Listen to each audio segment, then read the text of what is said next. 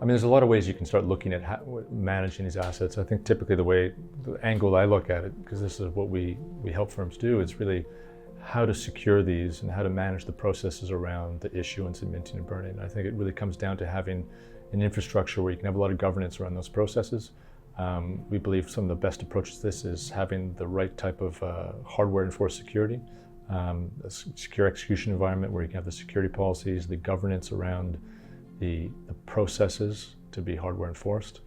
And this is something that needs to fit seamlessly within the firm, in our case, focused on banks, so typically within a bank's infrastructure.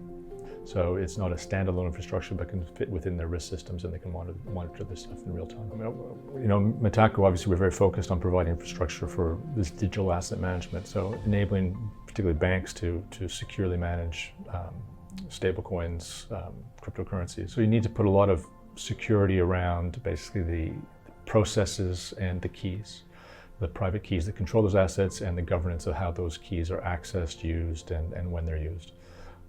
When you move into the permission space, that's much less relevant because you're dealing with a trusted network. When you have the public side, you actually don't know who the network is, and basically if you send a transaction out there, there's no recourse to that transaction. So that's not an issue in the permission space. So you need less controls, but I think you still need to focus on key management. And we think there's also value, basically, that we'll probably see convergence between these two spaces. So there's probably a clear value proposition having the same infrastructure to manage them both. Talking about managing infrastructure, I think Seamus highlighted quite a few of the important questions, and these are deep understanding of the hardware you're running on, deep understanding of how you run the logic on top, and last but not least, what are the processes you put in place. We've seen quite a few cases where problem in front of computer has caused the loss of massive funds.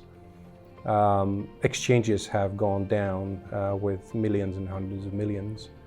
The ability to manage these processes hand in hand with a secure hardware, secure execution environment, and also hand in hand with the legacy systems. Let's not forget that JP Morgan and other entities who are typically interested in qualified custodians are also the people who follow very tough regulation rules. For them to be compliant and for them to serve customers better service, faster service, with higher resilience and higher quality means that they need to rely on trusted partners. And if anything, in the last 5 years, we've seen that it's very easy to publish a white paper. However, to deliver on that white paper is a complete different ballgame.